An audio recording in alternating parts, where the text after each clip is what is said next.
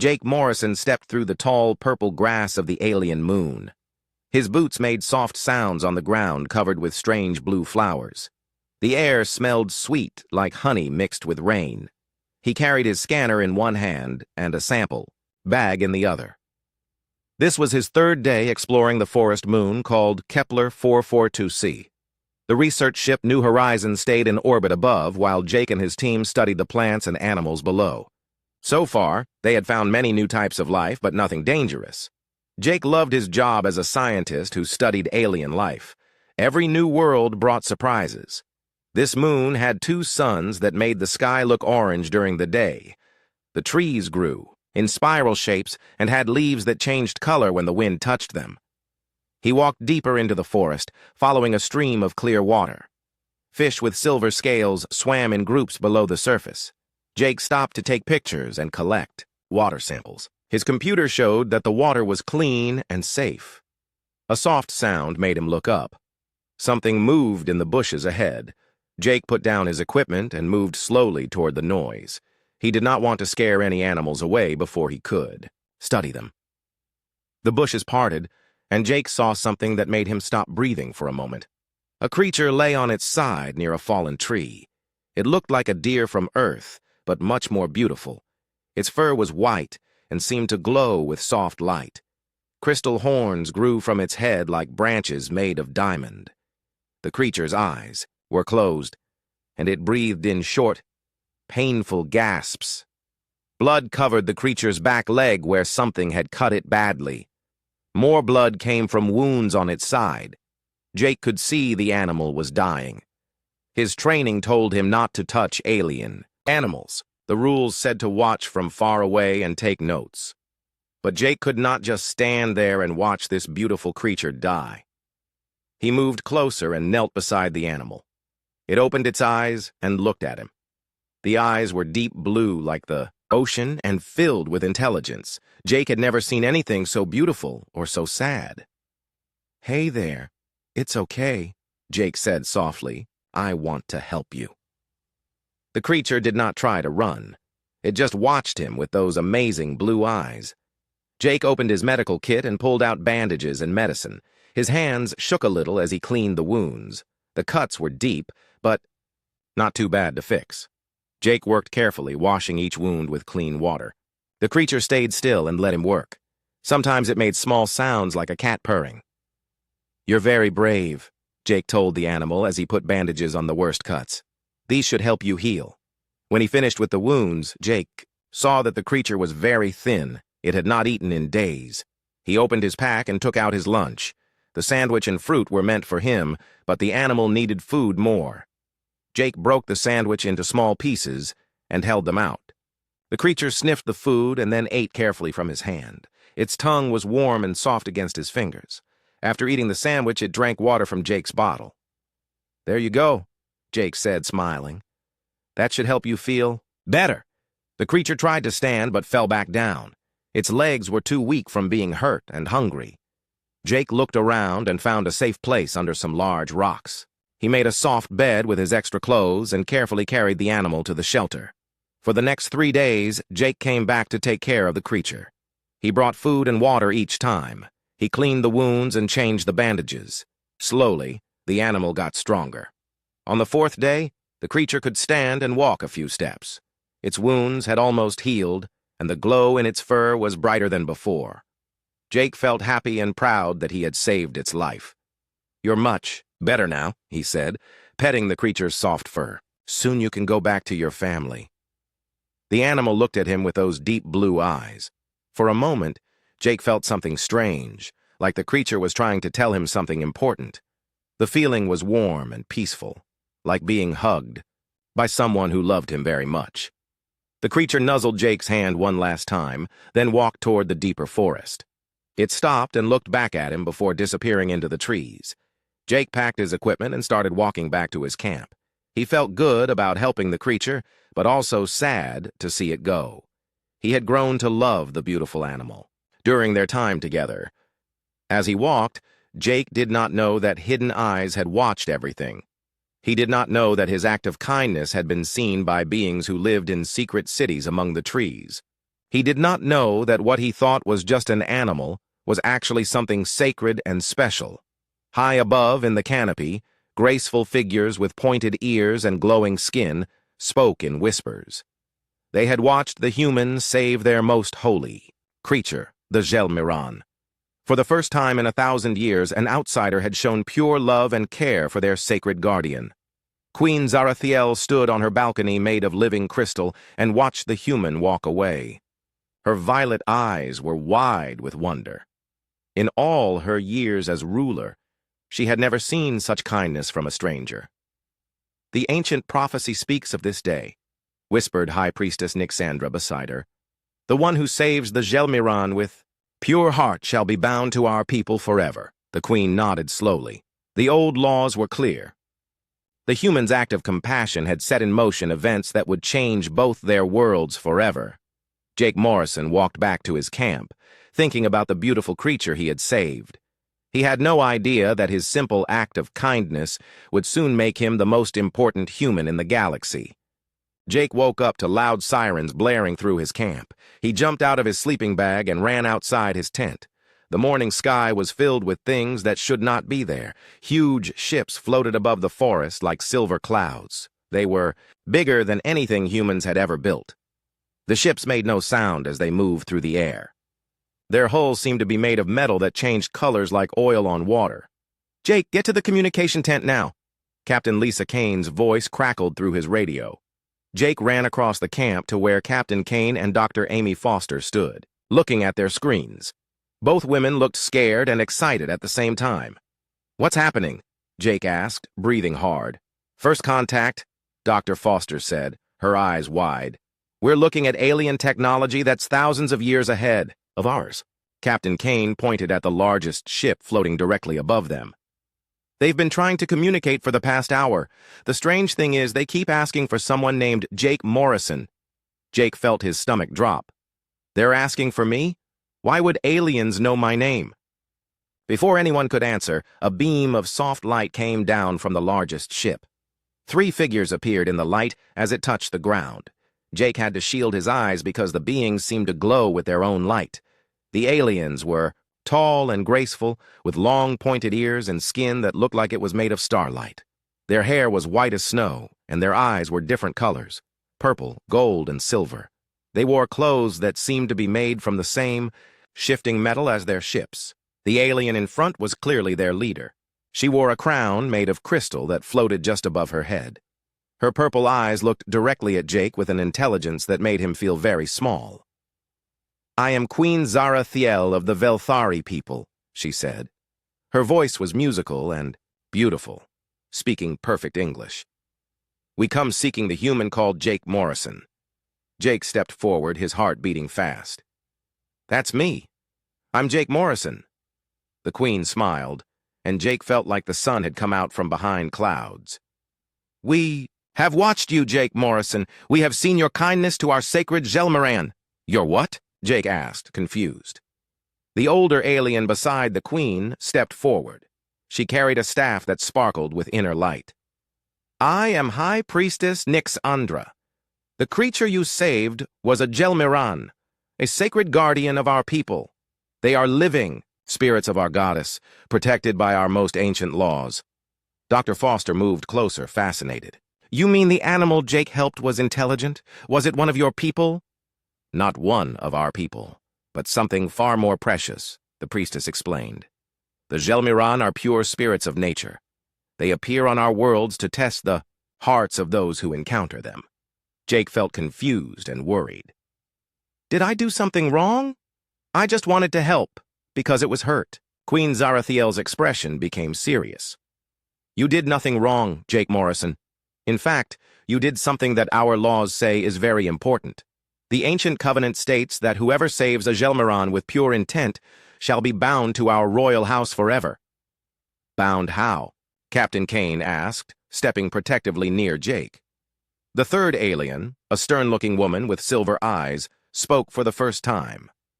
"I am Commander Velnara. The human has invoked the marriage law. By saving our sacred creature, he must wed our queen." The silence that followed was so complete that Jake could hear his own heartbeat. Dr. Foster's mouth hung open. Captain Kane looked like someone had hit her with a stick. "Marriage," Jake finally managed to say. "But I don't even know you. I was just helping an injured animal." "That is exactly why the law exists," High Priestess Nixandra said gently. "For 3,000 years, this law has protected us from those who would fake kindness for power. Only someone with a truly pure heart would help a creature without knowing what they might gain." Queen Zarathiel raised her hand. "I understand this is sudden and strange for your people. It is strange for us as well. In all our history, no outsider has ever triggered this law." "This is ridiculous," Captain Kane said angrily. "You can't just kidnap one of my crew members because of some ancient law." Commander Velnara's eyes flashed dangerously. "We do not kidnap anyone. The law is sacred and must be followed. The Gelmiran has already formed a soul bond with your Jake Morrison." "A what?" Jake asked. "When you cared for the Gelmiran, it connected its spirit to yours," the Queen explained. "Our priests can see this bond. It glows around you like golden light." Dr. Foster pulled out her scanner and pointed it at Jake. "There is something here," she said, amazed. "Some kind of energy field around him that wasn't there before." Jake looked at his hands but saw nothing different. "I don't feel anything." "You will in time," Queen Zarathiel said kindly. "The bond will help you understand our ways and help us understand yours." Captain Kane crossed her arms. "What if Jake says no? What if he doesn't want to marry someone he just met?" The aliens looked at each other. Commander Velnara spoke first. "Then he will break a sacred covenant and bring shame to both our peoples." "But," Queen Zarathiel said quickly, "I do not wish to force anyone into marriage against their will. That would not be right or fair." She turned to Jake with those amazing purple eyes. "I propose a trial period. Come to our world and learn our ways. I will learn about humans. If after one cycle of our moon we both agree, we will marry. If not, we will find another way to honor the ancient law." Jake felt dizzy. This morning he had been a simple scientist, studying plants and animals. Now aliens wanted him to marry their queen because he had helped an injured creature. "Can I have some time to think about this?" he asked. "Of course," the queen said, "but not too long. Our people are watching, and word of this event will spread quickly. Some may not understand if we wait too long." Dr. Foster stepped forward. "Could I come too? As a cultural observer? This is the most important moment in human history." "Commander," Velnara looked doubtful, but Queen Zarathiel nodded. "Yes, it would be good for our peoples to learn about each other." Jake looked at Captain Kane, who still looked angry and worried. Then he looked at Dr. Foster, who was practically bouncing with excitement. Finally, he looked at Queen Zarathiel, who watched him with patient, kind eyes. "Okay," Jake said finally. "I'll come with you, but I want to know everything about this law and what it means." The Queen smiled again, and Jake felt that warm feeling like sunshine. "You will know everything, Jake Morrison.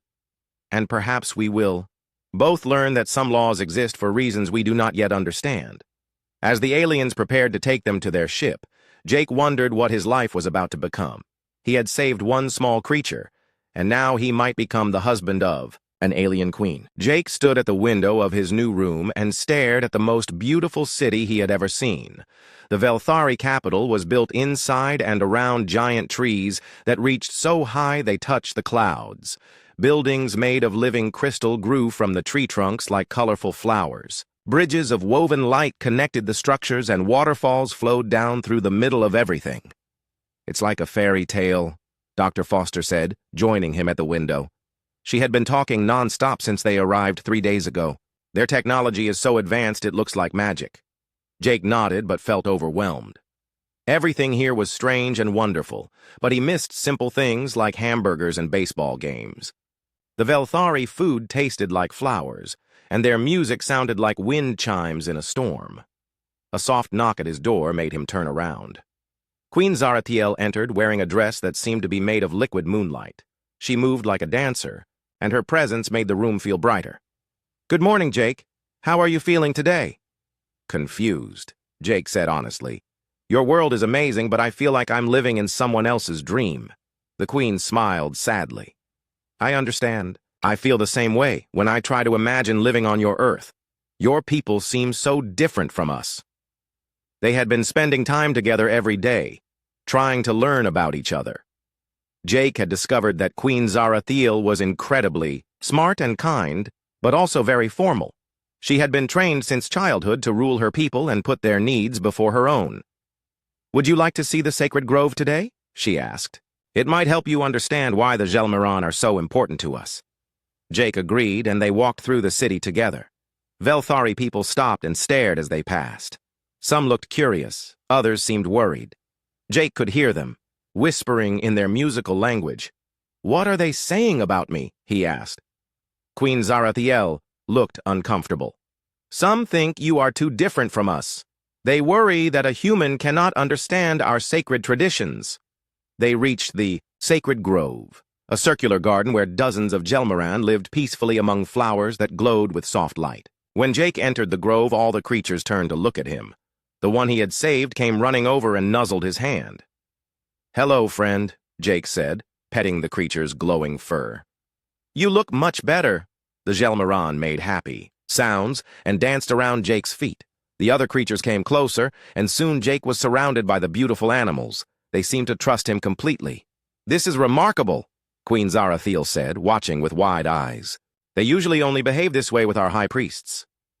An older Velthari man approached them. He wore dark robes and had a stern expression. Your Majesty, I must speak with you about this human. Commander Velnara has concerns about you, the Queen said to Jake. She believes humans are too violent to be trusted with our secrets. Jake felt hurt. I've never hurt anyone here. I just want to learn about your people. That is what worries her, Queen Zarathiel explained. She thinks you might take our knowledge back to your people and use it as a weapon. The conversation was interrupted by a message from Captain Kane. Her face appeared on a communication screen, and she looked very upset. Jake, we have a problem. Earth has sent a military fleet to your location. Admiral Patricia Stone is demanding your immediate return. Jake felt cold fear in his stomach. A military fleet? Why? They think the aliens kidnapped you. The government wants to study their technology, and they're prepared to fight for it. Queen Zarathiel looked shocked. Your people would attack us to get Jake back? Some of them would, Dr. Foster said sadly. Humans can be very aggressive when they're afraid. Commander Velnara appeared on another screen. She looked angry and frightened. Your Majesty, our sensors show human warships approaching our system. We must prepare for battle. No, Jake said quickly. There has to be another way. Queen Zarathiel, can you talk to them? Explain that I'm here by choice? The Queen looked uncertain. I can try, but if your people attack us, we must defend ourselves. Over the next few hours, Jake watched both sides prepare for war. The Velthari moved their people to safe areas and powered up weapons he could not even understand. The human fleet got closer, sending angry messages demanding Jake's release. Jake felt terrible. His act of kindness had brought two species to the edge of war. He sat in the sacred grove with the Gelmeron, trying to think of a solution. This is all my fault, he said to the creature he had saved. I should have followed the rules and left you alone. The Gelmeron looked at him with those wise blue eyes and made soft sounds. Somehow, Jake felt like it was trying to comfort him. The feeling was warm and peaceful, just like before. Queen Zarathiel found him there as the sun was setting. She sat beside him on the soft grass, and for a moment they just watched the Gelmeron play in the glowing flowers. I've been thinking about what you said about choice, she said finally. About how marriage should be about love, not duty. Jake looked at her. In the soft light of the grove, she looked sad and beautiful. What about it? In all my life, I have never been allowed to choose anything for myself. I became queen because I was born to it. I follow the ancient laws because that is my duty. But you showed kindness to our sacred creature because you chose to care about something that was suffering. That's what anyone would do, Jake said. No, Queen Zarathiel said quietly. That's what a good person would do. And I think maybe that's what the ancient law was really about. Not just protecting the Gelmiran, but finding good people. They sat in comfortable silence as the stars came out. The Gelmiran glowed brighter in the darkness, and their light made everything look magical. I have an idea, Jake said suddenly. What if we showed both our peoples that we can work together? Not because of ancient laws, but because we want to? How? Jake stood up and held out his hand to help her up. Let's stop this war together. Show everyone that humans and Velthari can be partners, not enemies. Queen Zarathiel took his hand and smiled. You think like a diplomat, Jake Morrison. That gives me hope. As they walked back to the palace, Jake felt something changing inside him. He was starting to care about Queen Zarathiel, not because he had to, but because she was brave and kind and tried to do what was right for her people. Maybe that was how real relationships began, with understanding and respect instead of just laws and duty. The Gelmiran he had saved followed them back to the palace, as if it knew its role in bringing them together was not yet finished. The war began at dawn. Jake woke to the sound of explosions in the distance. He ran to his window and saw human warships firing on Velthari defense stations. The beautiful crystal cities were protected by energy shields that sparkled like soap, bubbles, but Jake could see they were getting weaker with each attack. Queen Zarathiel burst into his room without knocking. Her usual calm was gone, replaced by fear and anger. Your Admiral Stone refuses to listen to reason, she said, breathing hard. She says she will destroy our cities unless we hand you over immediately. Jake felt sick. This is exactly what I was afraid of. Let me talk to her. It's too late for talking. She's already fired on our people. Through his window, Jake could see Velthari ships rising from the forest to fight back. Their weapons were unlike anything humans had ever seen, beams of pure light that could cut through metal like paper. Dr. Foster ran into the room carrying her equipment. Jake, I've been monitoring the communications. Admiral Stone isn't here to rescue you. She wants Velthari technology, and she's using you as an excuse to take it. What do you mean? I heard her talking to her officers. She plans to capture Queen Zarathiel and force her to share their secrets. She doesn't care if you want to leave or not. Queen Zarathiel's eyes flashed with anger. She would kidnap me after accusing us of kidnapping Jake? The ground shook as another explosion hit nearby. Commander Velnara appeared on the communication screen, her face grim. Your Majesty, the humans have broken through our outer defenses. They're heading for the capital city. I recommend we use the final weapon. No, Queen Zarathiel said firmly. That would destroy everything for miles around, including innocent humans. Then what do you suggest? They will not stop until they have what they want. Jake stepped forward. Let me go to them. If I surrender myself, maybe they'll stop the attack. Absolutely not, Queen Zarathiel said. Admiral Stone will just take you and continue fighting. We need a different plan. I have an idea, Dr. Foster said suddenly, but it's dangerous and we'll need help from both sides. Before she could explain, alarms started blaring throughout the palace. A Velthari soldier ran in with urgent news. Your Majesty, a group of our own people led by war singer Kethmaran has broken into the human prison camps. They're planning to kill all the captured humans in revenge for the attack. Queen Zarathiel went pale. How many humans are in the camps? Over 100, including civilians from the research stations. Jake felt his heart stop. Captain Kane, is she safe? We don't know. The war singers are moving fast, and they won't listen to orders to stop. Queen Zarathiel closed her eyes for a moment, thinking hard. When she opened them, Jake saw determination there. We have extremists on both sides now, she said. Admiral, Stone wants to steal our technology, and war singer Kethmaran wants to murder innocents. We have to stop them both. How? Jake asked. Together, Queen Zarathiel said simply. You and I will go to the prison camps and protect your people. Then we'll confront Admiral Stone and end this war. Commander Velnara looked shocked. Your Majesty, you cannot risk yourself in battle. You are too important to our people. People are dying because of this conflict, the Queen replied. I will not hide in my palace while others suffer. Jake felt a surge of admiration for her courage. I'm going with you. Jake, you're not a soldier. Dr. Foster protested. No, but I'm the reason this war started. I have to help end it. They prepared quickly for battle. Queen Zarathiel gave Jake a suit of Velthari armor that was light as silk, but stronger than steel. She carried a staff that could create shields of energy or fire beams of light. As they flew toward the prison camps in a small Velthari ship, Jake saw the destruction below. Beautiful crystal buildings lay in ruins. Fires burned in the forest, where bombs had fallen. Both human and Velthari bodies littered the battlefield. This is horrible, Jake said, watching a human ship crash into a lake. War always is, Queen Zarathiel replied sadly. That's why we must stop it quickly. They reached the prison camps just as war singer Keth Moran and his followers were breaking down the gates. The war singer was tall and fierce, with scars covering his arms and face.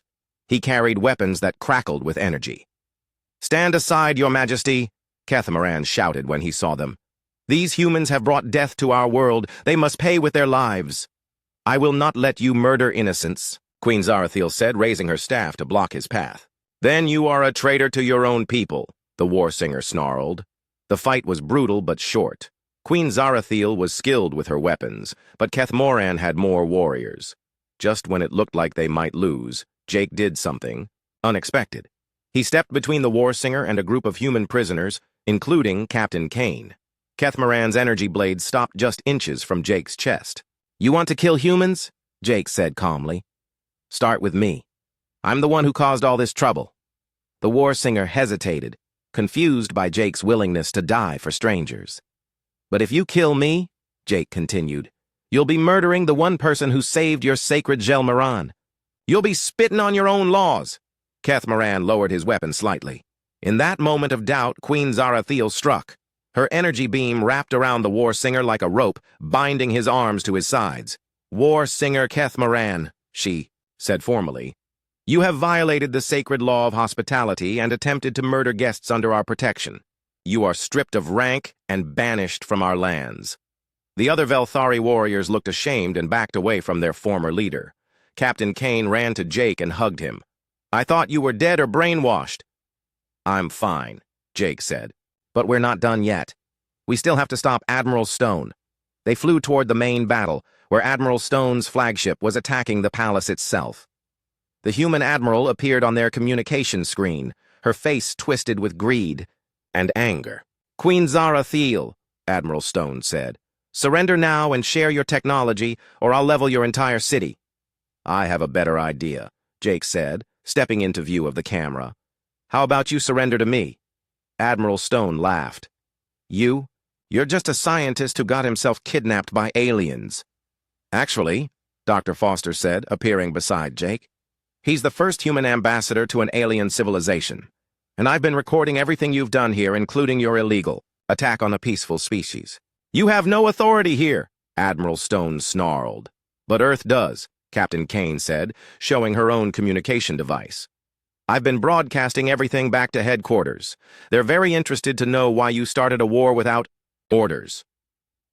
Admiral Stone's face went white as she realized her career was over. On the screen behind her, her own officers could be seen placing her under arrest. The fighting stopped within an hour. Both sides pulled back their weapons and began treating the wounded. Jake and Queen Zarathiel stood together on a balcony overlooking the damaged city. I'm sorry about your people, Jake said quietly.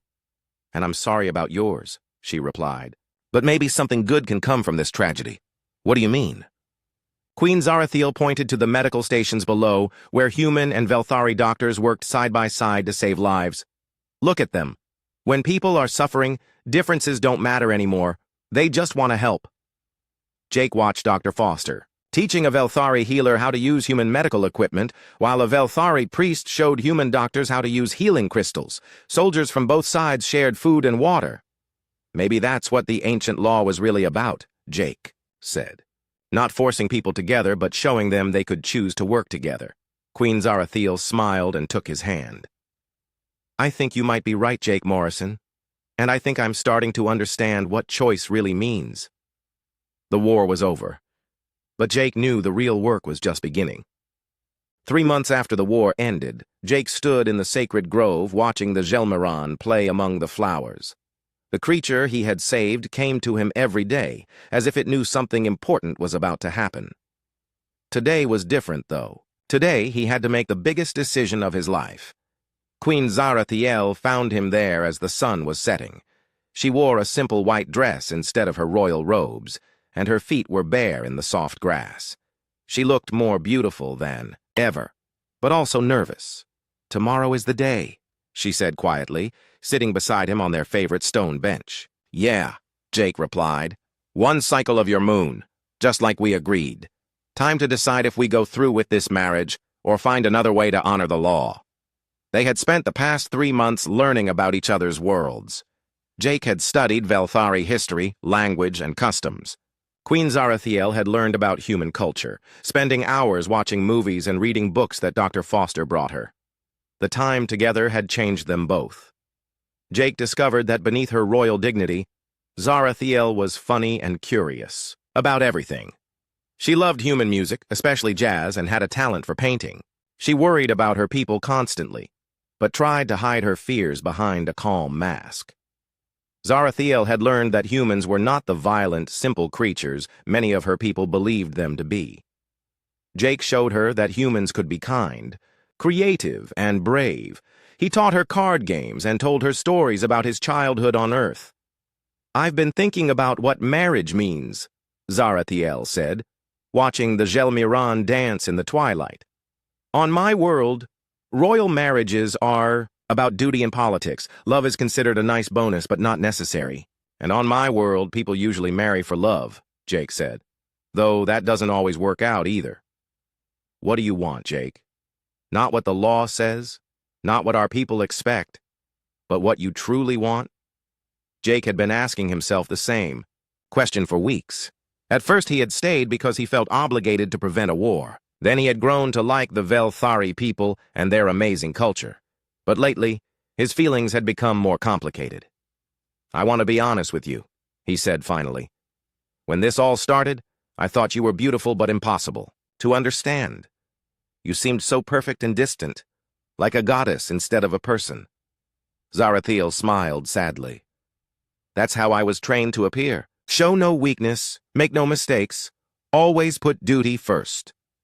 But then I got to know the real you," Jake continued. "The person who sneaks extra food to the Gelmiran when she thinks no one is looking, who stays up all night reading reports about her people's problems, who cried when she saw the war casualties, even though she tried to hide it. You saw that?" "I see everything about you," Jake said softly. "And somewhere along the way, I stopped thinking about ancient laws and started thinking about how much I care about you." Zarathiel turned to look at him, her purple eyes bright with unshed tears. "Do you mean that?" "I love you," Jake said simply. "Not because some law says I have to, but because you're brave and kind and you make me want to be a better person."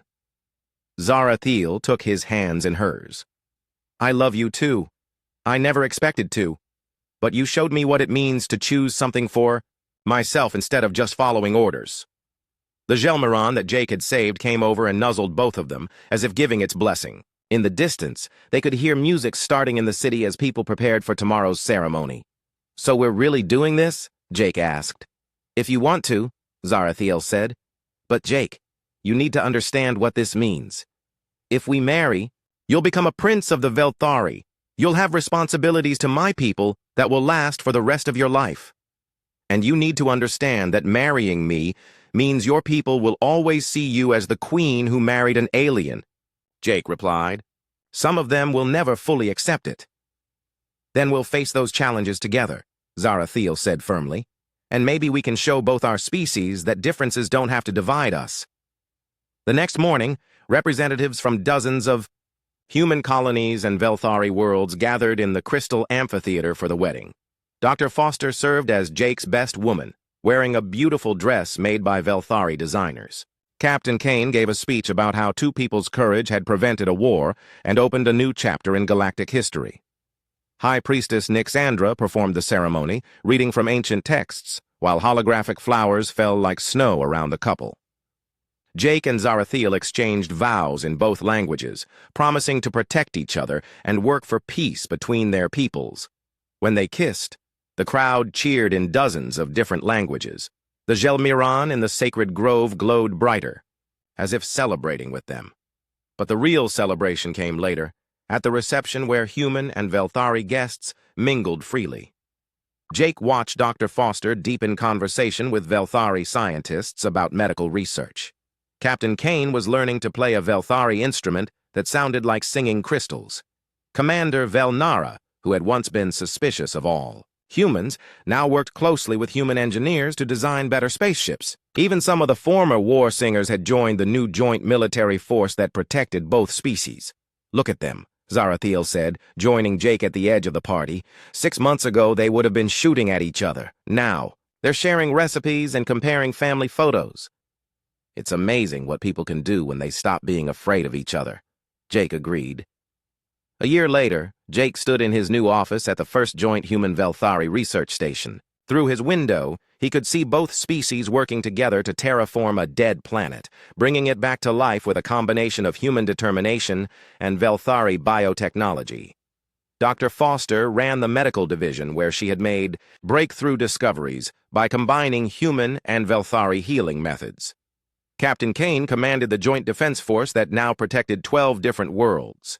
Jake's job as ambassador kept him busy, traveling between Earth and the Velthari. Homeworld, helping to negotiate trade agreements and cultural exchanges. But his favorite moments were the quiet evenings he spent with Zarathiel, planning their future together. The council approved the new settlement on Kepler 442c. Zarathiel told him one evening as they walked through their private garden. "Human and Velthari families will live side by side." "Including us?" Jake asked hopefully. Zarathiel smiled and put her hand on her still flat stomach. "Especially us. Our child will need a place where being half human and half Velthari feels normal." Jake stopped walking and stared at her. "Child, you're pregnant?" "The doctors confirmed it yesterday. Apparently the soul bond you formed with the Gelmiran made it possible for our species to have children together." Jake picked her up and spun her around, both of them laughing with joy. In the distance, they could hear the Gelmirans singing their strange, beautiful songs. "Do you ever regret it?" Zarathiel asked as they settled onto a bench in their favorite spot. "Giving up your simple life as a scientist to become an alien prince?" Jake thought about his old life on Earth, studying plants and animals in quiet laboratories. It had been peaceful and predictable, but it had also been lonely. "No," he said, pulling her close. "I found something better than a simple life. I found a meaningful one." Above them, the two suns of the Velthari system set in a blaze of orange and gold. In the growing darkness, bioluminescent flowers began to glow throughout the garden. And, somewhere in the sacred grove, the Gelmiran that had started it all settled down for the night, content in the knowledge that its sacrifice had brought two worlds together. Jake had saved a sacred creature with a simple act of kindness. In return, he had gained a wife, a new family, and a purpose that stretched across the stars.